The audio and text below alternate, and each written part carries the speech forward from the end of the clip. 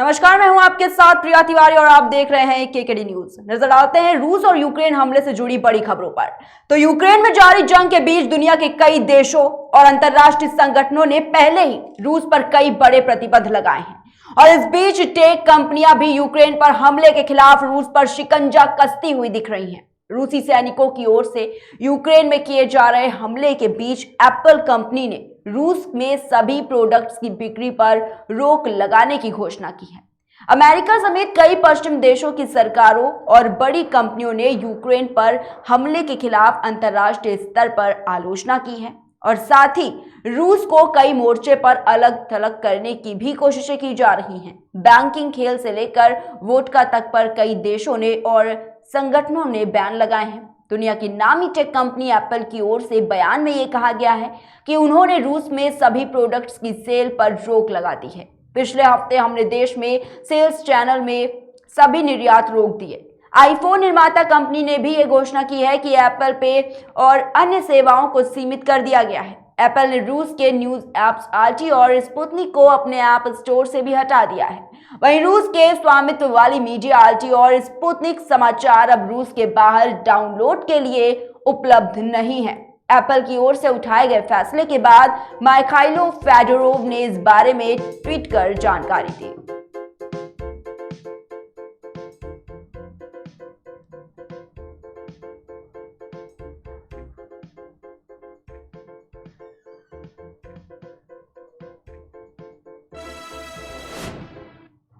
वहीं रूस और यूक्रेन के बीच बीते 7 दिनों से युद्ध चल रहा है। 24 फरवरी से शुरू हुए इस जंग का आज 7वां दिन है। इन 7 दिनों में यूक्रेन पर रूस ने रुक रुक कर कई मिसाइलें दागी। इन हमलों से यूक्रेन लगभग तबाह हो चुका है, लेकिन फिर भी ना तो रूस और ना ही यूक्रेन झुकने को तैयार है।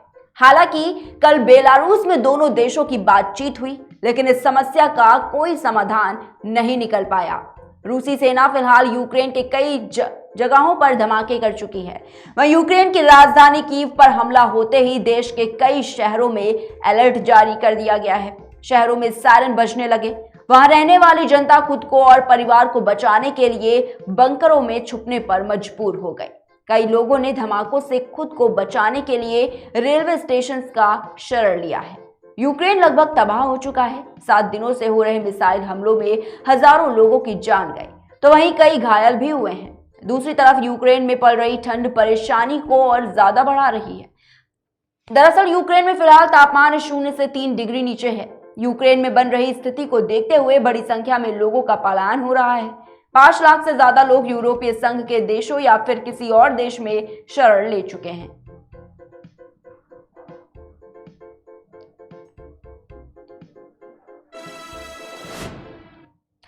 जहां एक तरफ रूस के राष्ट्रपति व्लादिमीर पुतिन यूक्रेन की राजधानी कीव पर कब्जे के लिए किसी भी हद को पार करने के लिए तैयार हैं, तो वहीं दूसरी तरफ यूक्रेन के राष्ट्रपति वोलोदिमीर जेलेंस्की अपने फौलादी इरादे से लाल सेना को ललकार रहे हैं। मंगलवार को जेलेंस्की ने यूरोपियन यूनियन की संसद में भावुक होकर भाषण दिया। इस दौरान यूक्रेन को हर हाल में बचाने का उनका जुनून देखकर दुनिया हैरान रह गई।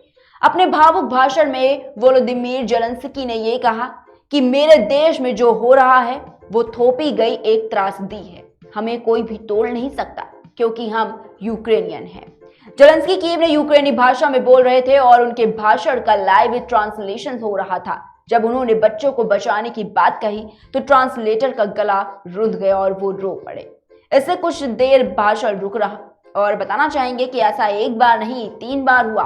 जेलेंस्की ने कहा कि आज यूरोपीय यूनियन को साबित करना होगा कि वो सच के साथ हैं, वो हमारे साथ हैं।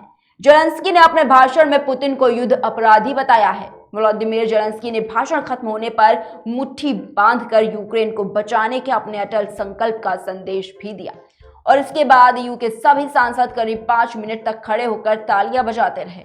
साथ ही बता दें कि यूक्रेन ने सोमवार को ही यूरोपीय संघ का सदस्य बनने के लिए आवेदन किया था, जिसके बाद संसद का यह विशेष सत्र बुलाया गया था।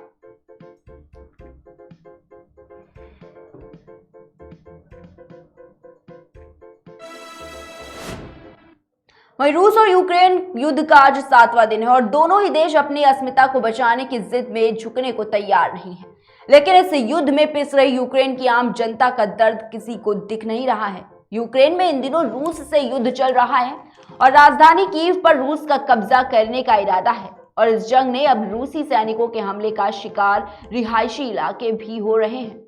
इस बीच अपने परिवार से बिछड़ जाने की आशंका के चलते लोग यूक्रेन को छोड़ने पर भी मजबूर हैं। यूक्रेन की आम जनता अजीब सी पसोपेश में है और एक तरफ रूस के हमले से देश को बचाने का जज्बा तो दूसरी तरफ परिवार को बचाने के लिए खुद से अलग करने का दर्द। दरअसल यूक्रेन पर हुए हमले के बाद राष्ट्रपति जेलेंस्की के कहने पर आम नागरिकों ने भी हथियार उठाने का फैसला किया।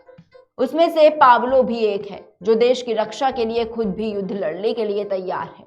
यूक्रेन निवासी पावलो विलोडिड ने रिपोर्टर से बात करते हुए कहा कि हमने यहाँ अपनी स्वेच्छा से काम करना है और हम यहाँ वही करेंगे जो हमारे सेना देश को बचाने के लिए कर रहे हैं। उन्होंने कहा कि अगर हमें जरूरत पड़ेगी तो हम लड़ने के लिए कीव भी जाएंगे क्योंकि हमारी भूमि है ये और इसकी रक्षा हमारी जिम्मेदारी।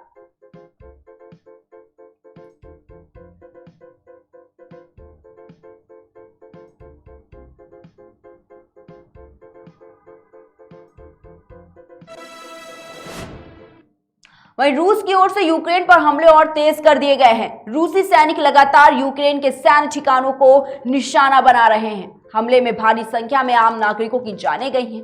इस बीच यूक्रेन में हमले को लेकर रूस के खिलाफ दुनिया भर में विरोध की आवाज उठ रही है। रूस जैसे जैसे यूक्रेन पर हमले तेज कर रहा है, ठीक वैसे वैसे उसके विरोध में आवाजें भी तेज हो रही हैं। यूक्रेन के मल्टीटोपोल में भारी संख्या में यूक्रेनियन रूसी काफिले के सामने खड़े हो गए हैं और अपनी जान की परवाह किए बिना रूसी सैनिकों के काफिले को आगे बढ़ने से रोकने की पूरी कोशिशें भी करते दिख रहे हैं। वहीं रूस में भी लोग सरकार के फैसले का विरोध कर रहे हैं। रूसी हमले के विरोध में यूक्रेन में तो प्रदर्शन हो ही रहे हैं, साथ ही रूस के लोग भी जगह जगह पर अपनी सरकार के इस कदम को लेकर विरोध में खड़े हो रहे हैं। रूस के मॉस्को, सेंट पीटर्सबर्ग समेत कई शहरों में रूस के लोग युद्ध के खिलाफ जमकर विरोध प्रदर्शन कर रहे हैं। रूस की पुलिस विरोध जताने वाली करीब 6400 लोगों को अब तक गिरफ्तार भी कर चुकी है। वहीं विरोध प्रदर्शन कर रहे लोगों का ये मानना है कि इस संकट के लिए रूस के राष्ट्रपति व्लादिमीर पुतिन ही जिम्मेदार हैं। रूस और यूक्रेन के अलावा दुनिया के दूसरे देशों में भी पुतिन के फैसले को लेकर विरोध किया जा रहा है।